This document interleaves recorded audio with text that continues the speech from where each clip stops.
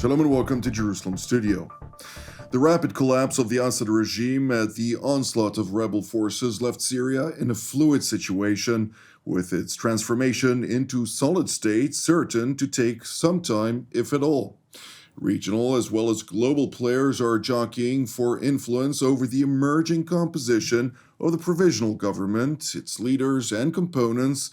To dissect the new Syrian strategic landscape, we're joined from elsewhere here in Jerusalem by Dr. Nir Boms, who is a senior fellow at the Moshe Dayan Center at Tel Aviv University, as well as the chairman of the Syria Forum. It's good to see you, Nir.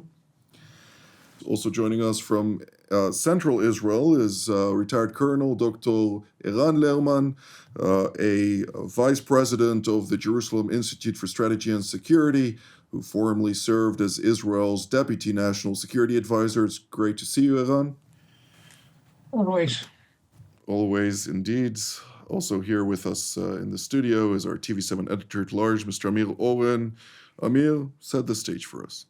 So, Jonathan, you probably remember 10 days that shook the world regarding the 1917 Bolshevik revolution.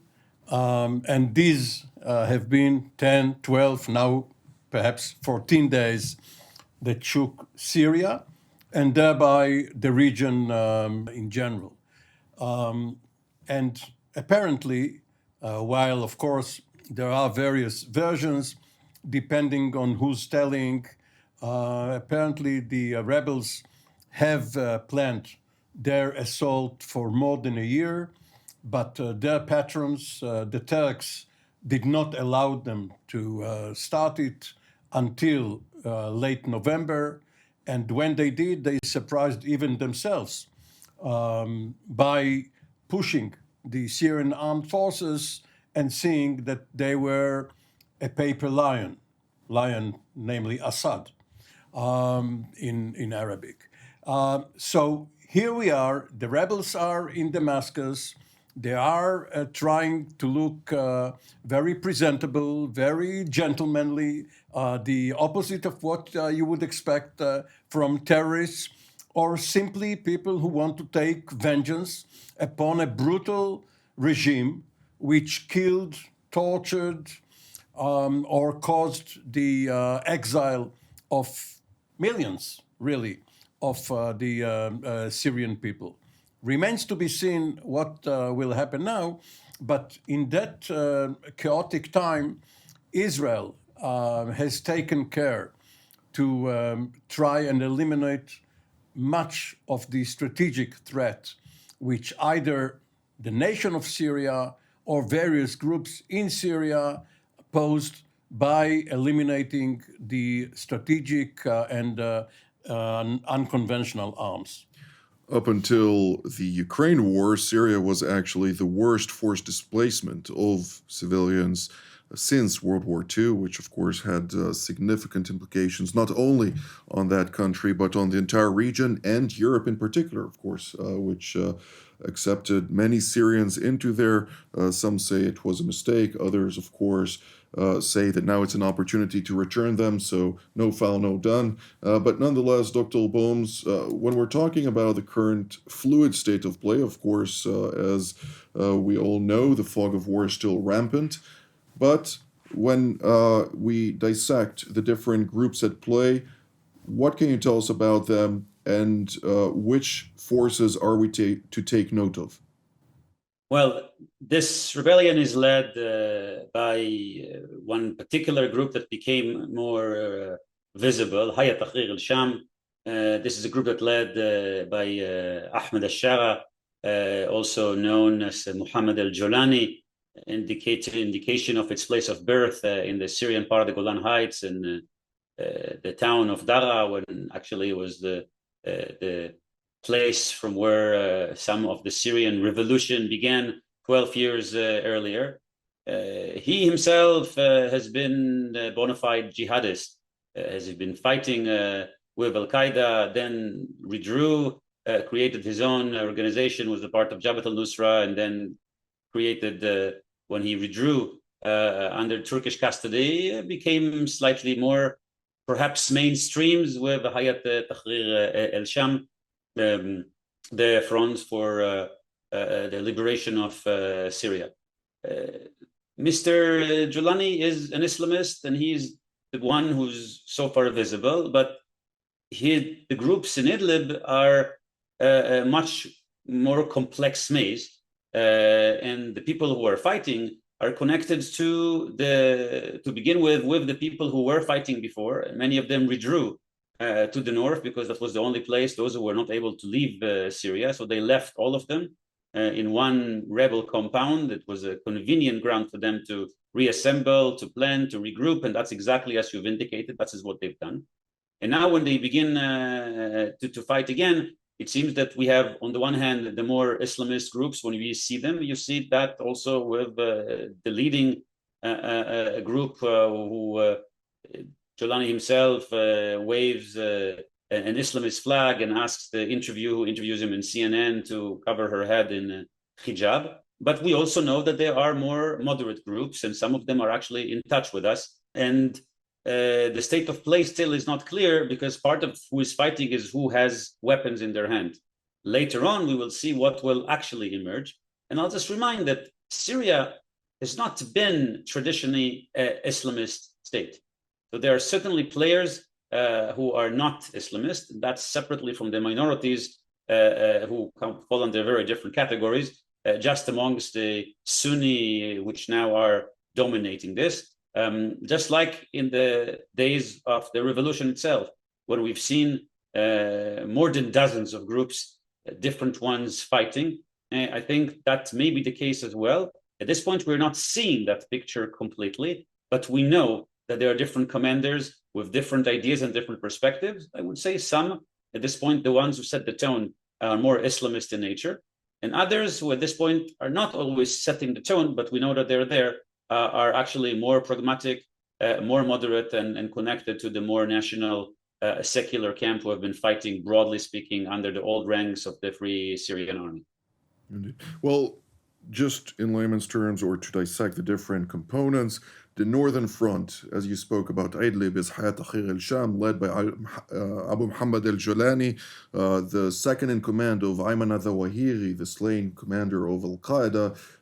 He led the initial attack, or the initial onslaught, followed by JISS al-Watani, they call them today, the Army of National Assembly, which is openly an Turkish proxy, if we may call it that way, to entail 15 separate militias that do not necessarily see the same light of how Syria is supposed to look like. On the southern front, as you mentioned, Dera, where in 2011 the revolution actually began, and the very bloody war began against the Assad regime. They also have a very potent group of militants. Next to there, on the northern, of course, front of Jordan, you have Al-Sweda, where the Druze live, also having a very potent militia of roughly 50,000 militiamen. And then you have the YPG, the PYD, all as part of the SDF, or the Syrian Democratic Forces, operating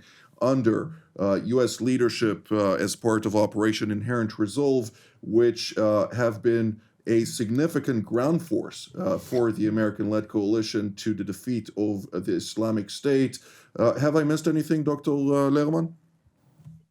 No, I would say what we all wonder is where the Sunni secular elements that have lived somehow under Alawi rule in Damascus for these years of relative or fake stability, where are they going to fit into the emerging picture? The fact that the new governing coalition saw fit to issue a strong statement against, for example, the imposition of the hijab or any dress code in the Iranian or, God forbid, the Taliban style, is an indication that they know they're sitting on top of a population that may have come to abhor Assad's corrupt and essentially dysfunctional regime, but has no wish to be run by Islamists. It's an extremely complex situation. And we all have to remember the long shadow of Libya, where everyone had a sigh of relief when Gaddafi was overthrown and disposed of in a fairly brutal manner, and then within a relatively short period of time, everyone was at each other's throat. So, sorry. As Nir said, this is fluid, and as you said, it's fluid. The danger of extremists fighting for control is there, and this is why Israel has taken very dramatic measures to ensure that its own interests do not come under threat. Indeed. Well, Mr. Oren, we'll take this opportunity to also try and understand what is Israel's interest in this picture, since on the one hand we see a very robust campaign, an aerial campaign, to degrade the Syrian strategic tools, be they remnants of the various biological weapons that the Assad regime had in its possession, including, of course, intelligence that they may have gathered on Israel over the years, was completely destroyed, alongside very strategic assets from the entire Air Force to all of its surface-to-air capabilities, including its naval assets, leaving any type of government that may emerge in Syria naked and not posing any threat to the state of Israel other than some rebel forces.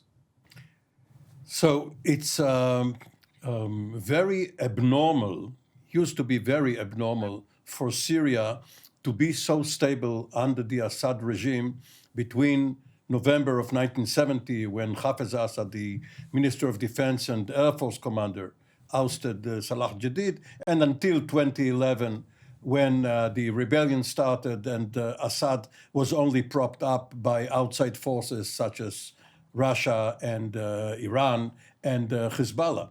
Because up until then, and now back to the future, Syria has been the most unstable of all of Israel's neighbors.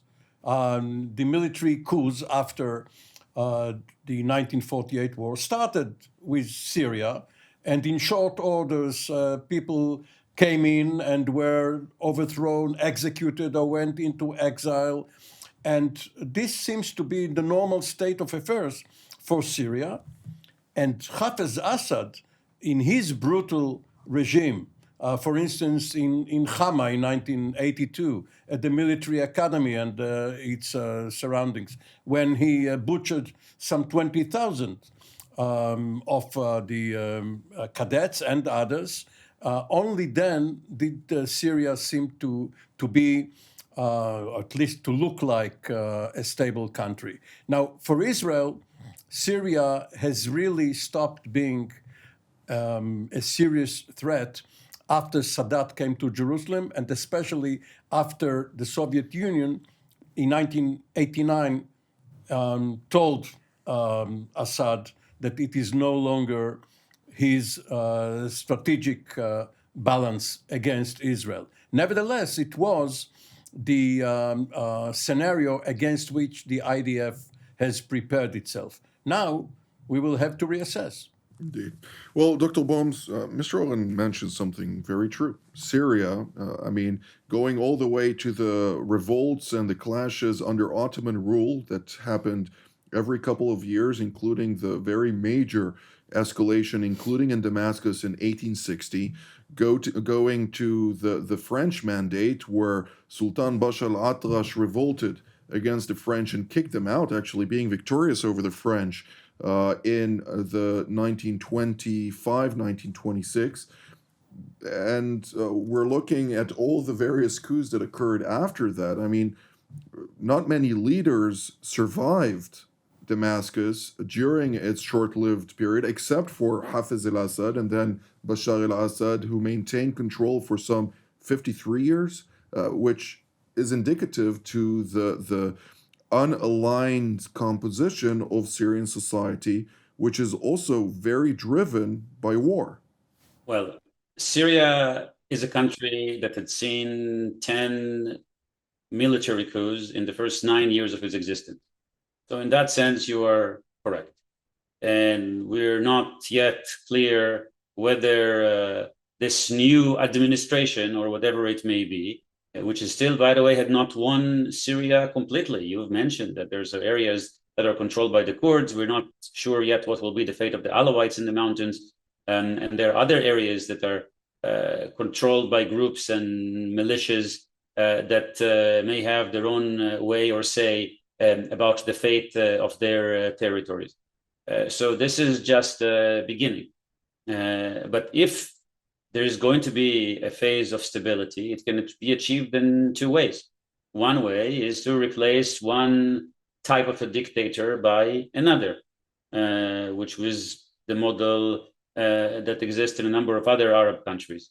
The second, which is part of what we are hearing from some of the rebel discourse and some of the plans, is to actually create some sort of a military council, a representative body or representative government in transition that is going to be organized by the different factions of the Syrian society with an attempt to bring Syria to a slightly different place. That state of play is still very much a question. I have seen some of the names that were put forward, and I would say that not all of them, responding to Dr. Lerman's point from before, not all of them are Islamists. I know also for a fact that some of the commanders, even those who are fighting, again, are not all Islamists. The state of play in Idlib has been that there is a dominant factor that Turkey played a very instrumental role, and that also means that if you want to be a part of something, that's the system you have. Well, now, when there is a degree of independence, you hear some other voices. And this time will tell whether these voices will become more visible or will be given visibility. I think that if Syria will attempt to emerge into a different structure and a different mindset, there may be other possibilities and opportunities. And there's certainly the push that even Assad had heard from the moderate Arab states, from the Gulf, from Jordan, that suffered greatly by what was done by Assad with the drugs and the Captagon, to modernize, to join that camp is still valid. They actually have been doing their own work in supporting some moderate forces or more pragmatic forces within Syria. Now the question will be whether the new emerging government will attempt to function as a modernizing force for Syria, trying to bring the different factions and create the Syrian state that will be able to thrive with its diversity, or whether they will try to create another authoritarian model that will push one group on the expense of the other, which may continue the period of chaos that we have seen in the last decade and a half for sure. Dr. Lerman, when we're talking about what you mentioned earlier, the post-Gaddafi period in Libya, we could see the GNA versus the Haftar central government in the east operating against one another, the one supported by Turkey, subsequently also Africa Command, backing those activities, as opposed to the Emiratis, the Egyptians, and the Russians. On the other hand, that was obviously something that nobody would want to see in Syria. Just to put things straight, the so-called JISS al-Watani, the Syrian National Army, prior to that, the Syrian Free Army, they were sent at the behest of Turkey to go and help the Tripoli government to fight. So at some point, there were a group of mercenaries operating in Libya at the behest of the Turks. But let's draw back and take one step backwards to Egypt, following the Tahrir Square revolution. The ones who were organized were the Islamists, the Muslim Brotherhood, which took over Egypt before the coup of Abdel Fattah al-Sisi. The same happened in the Islamic Republic of Iran, where the revolution of 79 was actually done by seculars, the middle class that sought a change from the imperfect monarchy, and the ayatollahs, the mullahs, utilized their organizational capacity to take over the country. Are we to expect something like this now once again to emerge in light of the organizational skills of Hayat Tahrir al-Sham or potentially Turkish backing for a couple of groups at the expense of others? Well, Syria, unlike Egypt, is not a unitary state in any sense. It is much less unitary than Libya ever was. It is essentially made of a mosaic of units and social elements and confessional groups, a majority of minorities in a sense, and many of the majority Sunni population have actually left or were killed and displaced. Millions are over the border. It's going to take much more than one central figure trying to hold the place together. And beyond all this, the level of destruction is incomparable to anything that we've seen. Well, perhaps the only comparative framework is what has happened to Gaza since October 23. Much of Syria is in ruin. The economy came to depend, as you've mentioned here, on Captagon and the drug trade. The reconstruction of Syria, creating the conditions under which, for example, the millions that the Turks would like to repatriate back into Syria, all of this would require an immense investment and involvement of donor nations. The only available donor nations are the Gulf countries, and I'm not sure that this is something that Qatar can lift on its own, and therefore the ability of the Turkish-Qatari axis to lay down the rules of what will happen from now on is going to be limited. And all of this points to the need for I would say, a decentralized structure that would somehow enable the different elements in Syria to find a way to live next to each other. This is the hopeful scenario. The less hopeful one is that a descent into further conflict. And as I said, this is why Israel has taken such extreme measures to ensure that if this happens, it will not be part of the it will not be at the receiving end of this violence. Thank you, Dr. Lerman. We're drawing near to the end of the program, so I'd like, as usual, to ask each of you to provide a 1-minute analysis, projection potentially. Mr. Oren, we'll start with you. Well, the first 10 seconds should be devoted to T.E. Lawrence. It's a pity that Lawrence of Arabia couldn't join our panel. He would have surely provided us with invaluable insights regarding Syria and the region. He left dismayed. Yes. As for Israel, of course, the IDF went up the Golan Heights in 1967 in order to protect the valleys below. Now Israel is taking some additional territory provisionally in order for direct fire, not to threaten it. All within the demilitarized zone, however. Not even No, I checked. The demilitarized zone is about the size of the Gaza Strip, right, and much narrower at points. Israel must have some more or some higher points, some altitude. By the way, the Nepalese troops who have been up the Hermon had to acclimate themselves to go down from the Himalayas in order to be able to be so low. Indeed. Dr. Boms? Well, making Syria great again is a mammoth challenge. But if you want to be somewhat optimistic, this is one of the rare moments when Syria, after quite some time, is becoming a little bit more Syrian, with a little less influence of some of the malign forces that have dominated its politics now, certainly through the Syrian war. Russia is weak. It may still be there, but more importantly, Iran so far has been pushed out largely. This is by itself very encouraging and potential encouraging sign.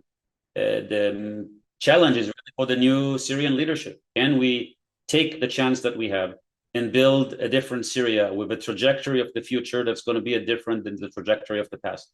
If they will do so, I think they should be given a hand, and with some hope that we will be able to have a different program on Syria, and when we'll begin to celebrate its reconstruction and its joining the moderate camp of the region. It's not yet in the cards, but hope we always have.